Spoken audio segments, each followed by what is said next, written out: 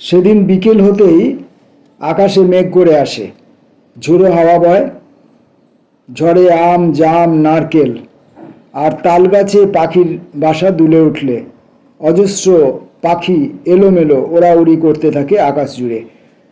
ঝড়ে আম জাম নারকেল আর তালগাছে পাখির বাসা দুলে উঠলে অজস্র পাখি এলোমেলো ওড়াউড়ি করতে থাকে আকাশ জুড়ে, যেন হিচককের দ্য বার্ডস ছবিটা, অথবা আমারই উত্তরমালা ছবির একটা দৃশ্যের কথা। আকাশ জুড়ে পাখিদের ওড়াউড়ি, সেই ছবিতে অংশ নিয়েছিল নির্বাচিত 9 জন কবির মধ্যে বেবিও। প্রথমে বেবির নাম ছিল না লিস্টে, কিন্তু 2 জন তরুণী কবি অনেক সাদাসাদিতেও আমার জন্য ডেট দিতে পারেনি। সেই শূন্যস্থান পূরণ করতে হবে দ্রুত। খুবই গোপনীয় রাখা ছিল প্রত্যেক কবির নাম, যাদের আমি প্রথমে নির্বাচন করেছিলাম। কিন্তু কিভাবে যেন বেবি জানতে পারে ছবিটার কথা। বেবি মানে অমিতাভ। কবিদের মনোজগৎ নিয়ে এদেশে সেই প্রথম গবেষণামূলক ছবি। বেবি তার নিজস্ব সূত্রে খবর পেয়ে সরাসরি ফোন করে আমাকে। টেলিফোনের ওপার থেকে তার কাতর অনুরোধ, এমন দারুণ একটা ছবিতে তাকে রাখতেই হবে। তার সেই আত্মকণ্ঠস্বর আজও আমার কানে বাজে। শুনে আমি আশ্বস্ত করেছি, অবশ্যই রাখা হবে তাকে এই ছবিতে, বিনা অনুরোধেই। কেন যে আমার মাথায় আসেনি তার নাম, আমি লজ্জিত বলেছিলাম। এখন এই অংশটুকু আমি যেটা পড়লাম, এটা অমিতাভ সম্পর্কে লিখতে গিয়ে শঙ্কর লাহিড়ী এই কথাগুলি লিখেছেন। এখন এটি তার ব্যক্তিগত অভিজ্ঞতা, কিন্তু আমি যে অমিতাভকে চিনি বা যে অমিতাভ আমার কাছে প্রতিভাত হতো, একই মানুষ তো বিভিন্ন মানুষের কাছে একই রকমভাবে উপস্থিত হয় না। তা আমার কাছে যে অমিতাভ উপস্থিত হতো, সেটা সেই অমিতাভর ভেতরে আমি কোনো আরতি অনুমান করতে পারি না। কিন্তু শঙ্কর লাহিড়ীর যে ব্যক্তিগত উচ্চতা, তার যে ব্যক্তিগত প্রকাশ, তার যে ব্যক্তিগত কর্মের জগতের ব্যাপ্তি, সেখানে যখন অমিতাভ উপস্থিত হতো, বেবি যখন উপস্থিত হতো, তখন তার ব্যক্তিত্ব অন্য একটি বেবিকে নিয়ে, অন্য একজন অমিতাভকে নিয়ে হাজির হতেই পারে, এবং যে অমিতাভর গলায় তথা বেবির গলায় আরতি থাকতেও পারে। আমি সেইটা অনুভব করতে বা অনুমান করতে পারছি না। এরপরে ছবির শ্যুটের সময় কবিদের অনেককেই আমার নরেন্দ্রপুরের বাড়িতে এসেছে কষ্ট করে, ক্যামেরার উল্টো দিকে যখন আমি। কিন্তু বেবির বেলায় আমি ক্যামেরা, রেকর্ডার, ট্রাইপড, নোটবুক সব কিছু নিয়ে চলে গেছিলাম শ্যামবাজারে, তার শ্বশুরবাড়ি, যেখানে সে থাকতো তখন। খানিক পরে ক্যামেরা যখন বেডরুমে বেবির মুখোমুখি, প্রথমেই সে আমার অনুমতি নিয়ে ছোট বাক্স থেকে একটা চুরুট বের করে আগুন ধরায়।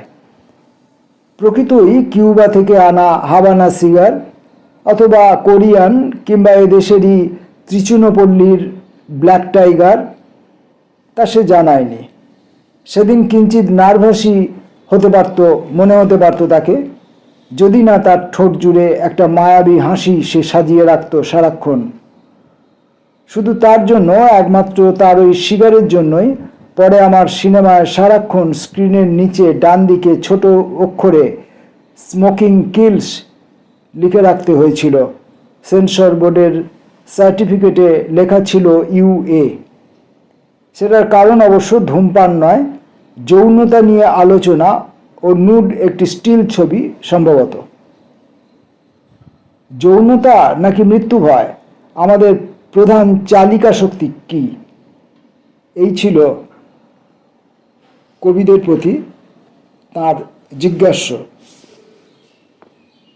তিনি অন্যান্য কবিদের এই প্রশ্ন করেছিলেন, কিন্তু বেবিকে তিনি এই প্রশ্নটি করেননি, মানে অমিতাভকে তিনি এই প্রশ্নটি করেননি। তিনি তাকে প্রশ্ন করেছিলেন যদি আমাদের চক্ষু, নাসিকা, জিহ্বা, ত্বক এই 5টি ইন্দ্রিয়র বদলে অ্যাকসেপ্ট নতুন 5টা ইন্দ্রিয় তাকে বেছে নেওয়ার সুযোগ দেওয়া হয়, তবে সেগুলোর নাম কি হবে? তবে বেবি এটা অ্যাটেম্প্ট করেছিল। এই প্রশ্নের উত্তর দেওয়ার জন্যে সে এগিয়েছিল, অনেক মাথা ঘামিয়ে তুতলিয়ে সে বলেছিল, আমায় একটু সময় দিন ভাবার, 1 মিনিট একটু। তারপর বেবি তার নিজস্ব মনোভঙ্গি অনুযায়ী, তার নিজস্ব বাচনভঙ্গি অনুযায়ী, তার নিজস্ব বুদ্ধিমত্তা অনুযায়ী সেই বিকল্প 5টা ইন্দ্রিয়ের কথা বলেছিল। সেগুলো আর আমি এখানে বলছি না, কারণ সেটা ব্যাপারটা অনেক বিস্তৃত হয়ে যাবে।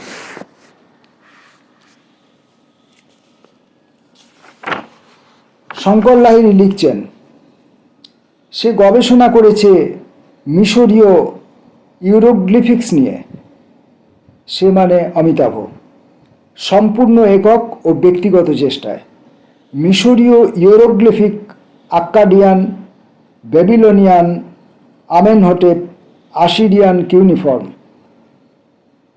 ডেমোটিক, কপটিক, ইডিওগ্রাম, পিক্টোগ্রাম।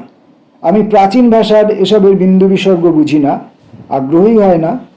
এই নিয়ে একটা জীবন কিছুতেই কাটিয়ে দিতে চাইব না, ভাবি আমি। আমারও আছে নিজস্ব ঘেঘেতানা, ধিন ধাধা ধিন। বেবির হিয়েরোগ্রাফিক চর্চায় ক্রমে একটা অলৌকিক ঘটনা ঘটে। নিজস্ব ডায়েরিতে হিয়েরোগ্রাফিক নিয়ে উল্টোপাল্টা কিছু লেখার জন্যে স্বপ্নে একদিন সে মিশরের তৎকালীন ফারাওয়ের হাতের থাপ্পড় এবং জোড়া পায়ের লাথি খায়। এরকম সব এবং ইত্যাদি ঘটনাবলী বেবির কাছ থেকে তিনি জানতে পেরেছিলেন, সেগুলি তিনি লিখছেন। এই হচ্ছে বেবি বা অমিতাভ মানুষটি কেমন, তার একটা সংক্ষিপ্ত পরিচয় আমরা এই শঙ্কর লাহিড়ীর লেখাটির মধ্যে দিলাম। একটা দীর্ঘ লেখা শঙ্কর লাহিড়ী, সেখান থেকে আমি একটু বেবি লোকটি বা অমিতাভ ছেলেটি কেমন ছিল তার একটা সংক্ষিপ্ত পরিচয় দিলাম। অন্তত তার পড়াশোনা, তার চিন্তার নাগাল কত দূর পর্যন্ত ছিল তার একটা পরিচয় দিলাম।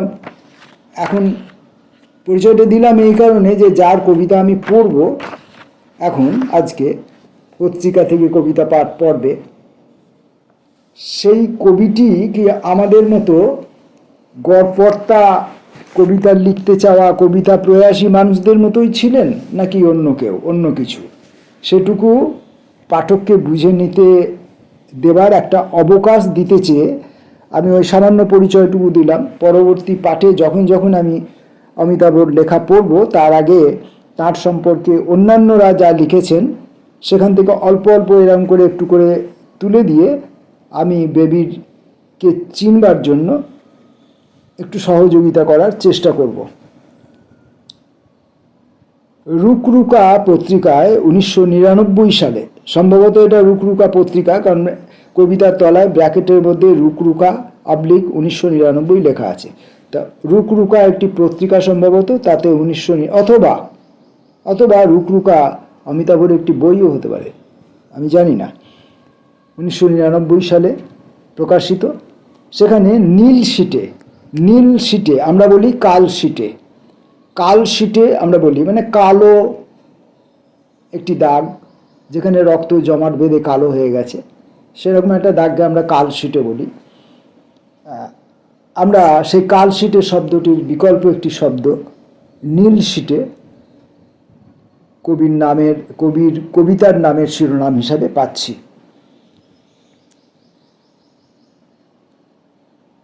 উদ্ধৃতি চিহ্নের মধ্যে লিখছেন কবি, তোকে নিয়ে আমি 7 জন্মেও কোনো কবিতা লিখিনি। উদ্ধৃতি চিহ্ন শেষ হলো। আর কি, এবার তাহলে যাই।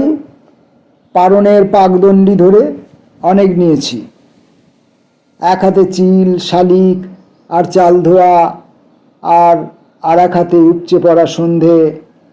তারপর এক সুরে জাগলিং আর জাগলিং। এভাবেই তো এলোকেশি বিকেল ফুরোয়, তাই না নীল পাখি? তারপর আবার উদ্ধৃতি চিহ্নের মধ্যে তিনি লিখছেন, কি করে তোকে বোঝাই, তোকে নিয়ে আমি 7 জন্মেও কোনো কবিতা লিখতে চাইনি। এই ছিল নীল শীটে। কবিতা ক্যাম্পাস পত্রিকার 2001 সালের একটি সংখ্যায় নিবারণ কোচিং ক্লাস একটি কবিতা। দেখা যাক।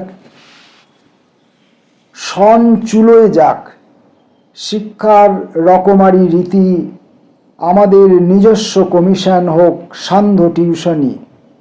আমি গিয়ার, তোমাকে বানাবো পুলি ঘষে মেজে, পড়াবো অয়ের গোপন বাঁক, দীর্ঘ ইয়ের কারিকুরি, সুইসাইডের মানে রূপটান। আমার এইসব ভুল কথা ধরে তুমি এসে যাবে আমার মেধায়, তারপর গড়ে দেবে বিভ্রম। আমি মুগ্ধর রফলার দিকে তাকিয়ে ভাবব কি রাজকীয় ভঙ্গিমা তার ঢেউ। এভাবেই কোনোদিন তোমার ধূসরের কাছে গিয়ে দেখে নেব মাথার ভেতরে লুকোনো শিলাবতী নদী। যেন আমি কোনো হিরো সোডিয়াম জলের তলায় গিয়ে বলছি, আয় আয় প্রলয় ঘটা।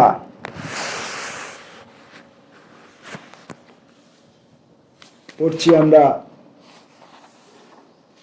অমিতাভ প্রহরাজের কবিতা। বেশিরভাগই সিরিজ কবিতা। সিরিজ কবিতাগুলো যখন আমরা পড়ব তখন সিরিজ কবিতাগুলো পরপর পড়তে থাকব, পুরো একটা সিরিজ একসঙ্গে শেষ করতে থাকব। বৈখরি ভাষ্য পত্রিকা, তাদের নিজেদের পত্রিকায় 2011 সালে ভাঙা হাটের লেখা নামের একটি কবিতা আকারের রচনা তিনি লিখছেন। অমিতাভর লেখার মধ্যে গদ্য, গল্প, প্রবন্ধ, মতামত, শিরোনাম, তত্ত্ব, দর্শন,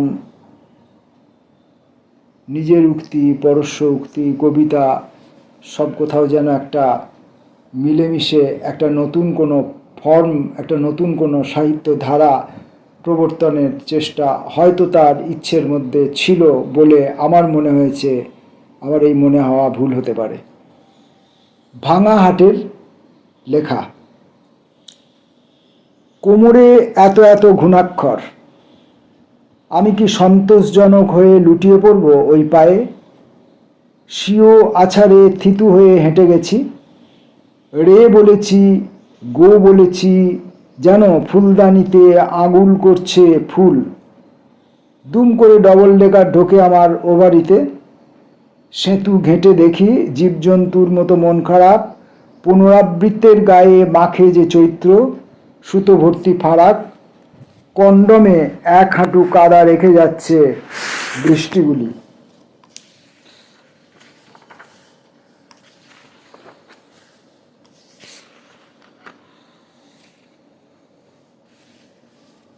অপরজন পত্রিকার 2022-এ লিখছেন বিভা। তোমারও কোনো দিন ঠিক বিভা হবে। আমি অজগরে চেপে ছুতে আসব তখন কোনো দূরের দেউল থেকে লজ্জা তরুণ গাছের অবিচ্ছিন্ন বাগানটিতে তোমার। তখন তোমার চোখে পড়বে আমার ঘামের ছায়া, আর অনর্গল বলা রোগটিতে আমি বলে যাব, মলিন হারানো শিশুর হদিশ করেছি নিজেকে বলে বলে। তোমাকে ভরাট সজল কোলের ভেতর সাপ স্রোত দল জলে গাঢ় লবণ বিন্দুধারী প্রাণের কারণ নিয়ে গলে যাব। তুমি তখন নিজের শুভ্র আঙুলখানি দাঁতের অল্প কামড়ে নিজেকে রক্তমুখী করে তুলো। এখন এই যে আমি অমিতাভর কবিতা পড়ছি, যে কোনো কারোর কবিতা পড়তে গেলেই আমার লাইন বিন্যাসের কারণে, পাংচুয়েশন জনিত কারণে, আমার দৃষ্টির কারণে, আমার বোধের কারণে আমি বারবার হোঁচট খাই।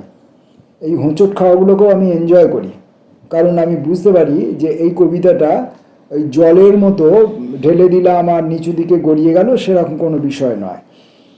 তো সেটাকে আমি এনজয় করি। এখন অমিতাভকে যারা ব্যক্তিগতভাবে চিনতেন তারা জানেন যে অমিতাভ কথা বলার মধ্যে একটা তোতলামি ছিল, এবং ওই তোতলামিটা ওর কথা বলাকে বিঘ্ন বা ব্যাঘাত না ঘটিয়ে পাঠকের কাছে আরও অনেক বেশি আকর্ষণীয় করে তুলত। আমি যখন একটা কবিতা পড়তে যাচ্ছি, আমি যখন হোঁচট খাচ্ছি, তখন আপনারা যখন শুনছেন আপনারা বিরক্ত হচ্ছেন, আরে বাবা লোকটা পড়ছে দেখে পড়ছে না, বিরক্ত হচ্ছেন। কিন্তু অমিতাভ যখন একটা লাইন পড়তে গিয়ে দুবার বা তিনবার তুতলিয়ে যাচ্ছে, মুখের কথাটা মুখের মধ্যে কোথাও একটা যে জড়িয়ে যাচ্ছে বা হারিয়ে যাচ্ছে, এবং সেই জড়িয়ে যাওয়া বা হারিয়ে যাওয়ার মধ্য দিয়ে তার বাচনভঙ্গি এবং তার বক্তব্যের বিষয় যেন অন্য একটা মাত্রা পেয়ে যেত, যেটা অনেক বেশি আকর্ষণ করতো আমাদের।